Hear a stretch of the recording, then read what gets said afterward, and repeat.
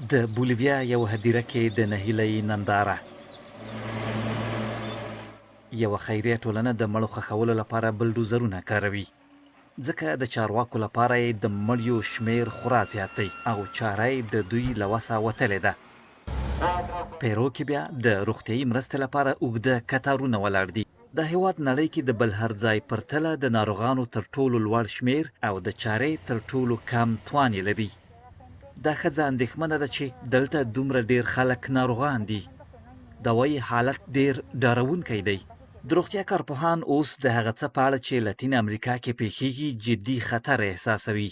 د هغو هیوادونو له ډلې چې تر ټولو ډېر ناروغان لري 4 یې لاتینه امریکا کې دي.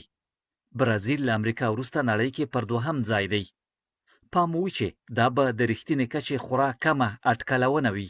د مړینو له شمیر سره په تړاو هم خبره همداسې ده. له هغو هیوادونو چې ډېر خلک پکې مړه شوي 3 یې لاتین امریکا کې دي او ټولې نښې دا ښیي چې حالت پر ناسم لوري روان دی. یو لامل یې د کوډلو ګڼمېشتو سیمو کې ګڼه ګوڼه ده چې د ټولنیز واټن ساتنه پکې شونې نه ده.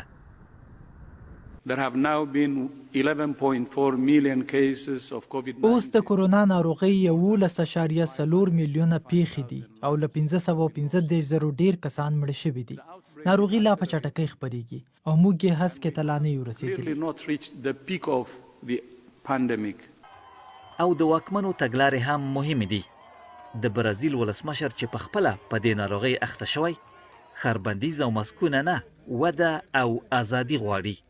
همدا یو بل داسې لامل دی چې د کورونا ناروغۍ کړکېچ ورسره لا ناوړه کوي.